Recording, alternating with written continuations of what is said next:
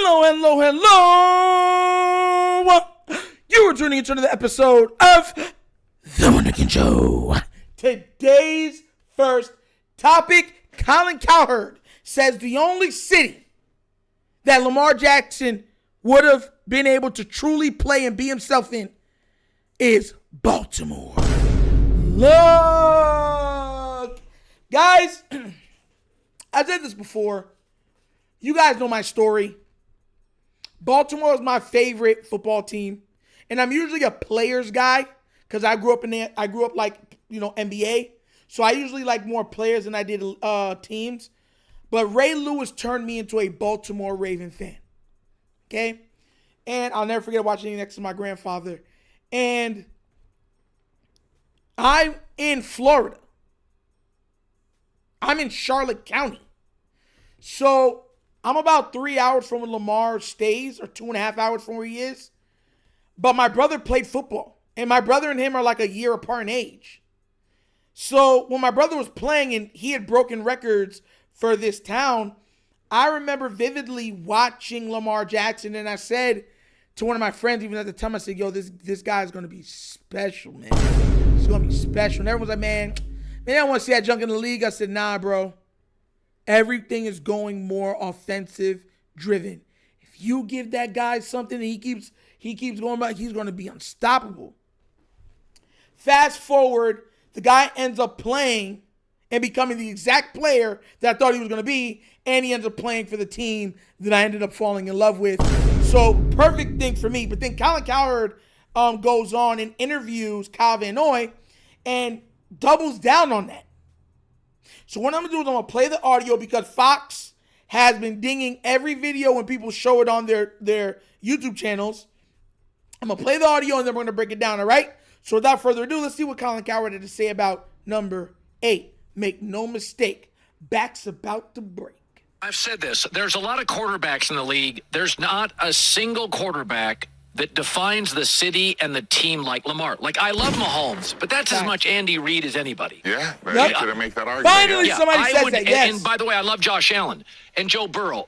I honestly feel if I would have picked a culture and a city for Lamar Jackson to play in, it would have been always overlooked, often disrespected, tough, gritty Baltimore. Yeah. It's weird. It's like you played with great quarterbacks.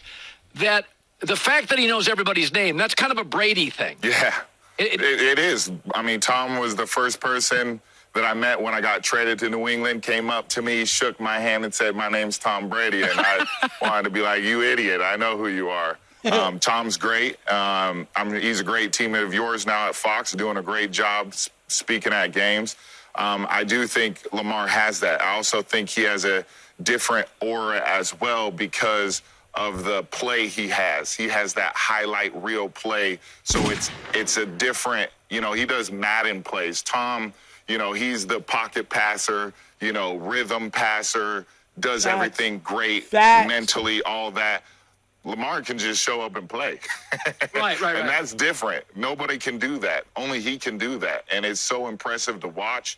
They're two complete different players. I'm so grateful that I got to play with both of them because Tommy Boy gave me 2 rings. So I'm forever grateful to Big Bro. So it's funny. So I'm going to stop it there.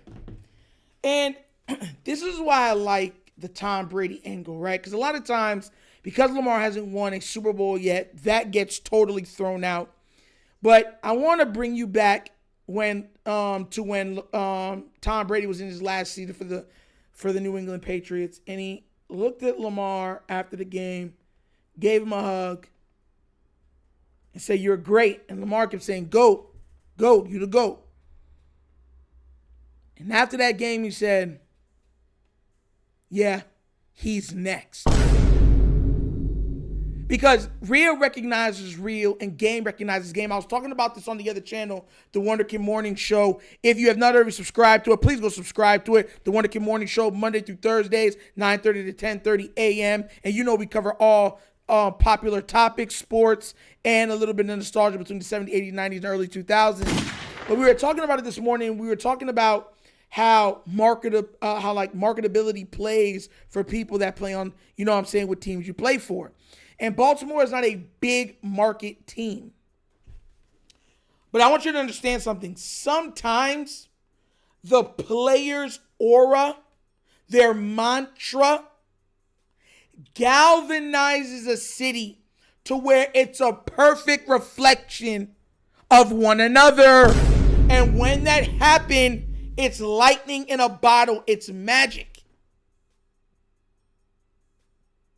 You understand? It's Allen Iverson without all of the off-court drama. It's Rocky screaming at the end of the bout, Adrian! Adrian! You understand where I'm coming from? There is a magic, there's a pulse, there's a heartbeat, there's a spiritual aspect to it that he taps into.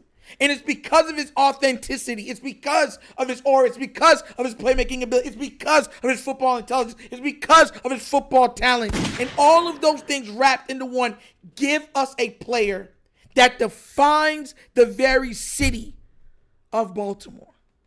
Could you imagine this man playing for anybody else? No. It's purple. I couldn't imagine. Like, think about this real quick.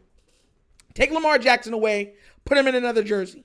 Like, I could take Joe Burrow away from Cincinnati. He'd look good in a couple jerseys. I'd be like, man, I could see him for the 49ers, Rams. You know what I'm saying? Like, actually, for all those teams. Same thing with, Josh Allen. You know what I'm saying? But you can't picture Lamar any other jersey. It just doesn't look right. It looks off. Like, ill. You know what I'm saying? Like, that's nasty. Ugh. You know what I'm saying? That's the feeling you get even thinking about it. Because it's almost like him. It's like the equivalent of it is him saying, let me rip off my skin and go put on some other skin and let's go see how this works. It's almost like they become one and the same, synonymous with one another. And that's where the magic happens. I love stuff like this, and I love hearing stuff like this because, once again, you hear the Tom Brady aspect, and he says, Lamar has that aspect, but Lamar has the Madden ability, and that's where the respect comes. Lamar is one of those players that is quiet, confident, right? And what I mean by that is the humility that he shows, the respect that he shows, it garners respect from other people. But make no mistake about it, Lamar Jackson knows exactly who he is. He knows exactly what he's capable of. And that's why he stood on an island for so long saying, I'm going to do this. Y'all can say what y'all want. Just watch me do it. And he was able to keep that amount of pride, the amount of confidence within himself and in prayer also, because he did a lot of it on his knees to God and everything else, but to catapult him into higher heights. And because of that ability, it raises the floor and the ceiling of the Ravens. Teams come in like, bro, man, Lamar a monster. These players know what it is. You ever know when players is like, bro, Lamar? You ever when other players talk about him like, bro, he's just, y'all don't know, bro. We be like going against him. And when the perfect analogy that you would have to remember is when he did what he did to the Cincinnati Bengals. We were down. He orchestrates a massive comeback, and then on one of the plays, the ball drops. He's looking around, still doing it, picks up the ball, runs out of it, stiff arms the man down to the ground, scans, runs out of bounds, tosses it, then gets hit, totally messes up in it, and then lets it go, finds the ball between two people, and it drops. And the defender looks over, and it's a touchdown, and he just drops to his knees in utter disgust. Total disbelief in what just happened. Because it's not, he's like, how?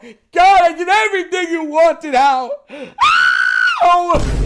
But it happened anyways because that's what he is. That's what he brings. That Magic, there's nothing like it. Lagic, man, I'll tell you what, man. A shout out to Colin Cowherd for recognizing this. Because like I said before, it's what makes him special. The crazy thing is that a lot of Baltimore Ravens fans truly don't like Lamar. They don't. They truly don't like him. You understand where I'm coming from? But once again, it's not about the fans, it's about the city. And he embraces that and shows that wholeheartedly. You know what I'm saying? And I'm just being real. But what do you guys think? Could you imagine Lamar Jackson in a different jersey, a different number, a different city? Let me know what you think down in the comment section, please, all right? But as always, that's episode of The Wunderkind Show! Thank you for watching. And now we get down, we have fun, and we laugh. But everything we talk about, we do what? Facts and truth.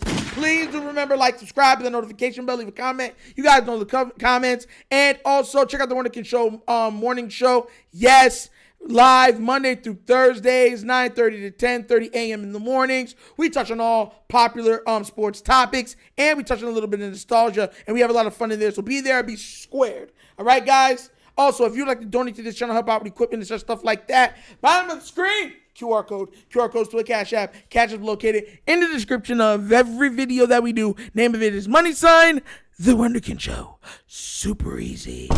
But that's the episode of The Wunderkind Show. This show is Nitro signing off, and as always, you know my slogan. Peace. And I am out of here. Huh? Yeah.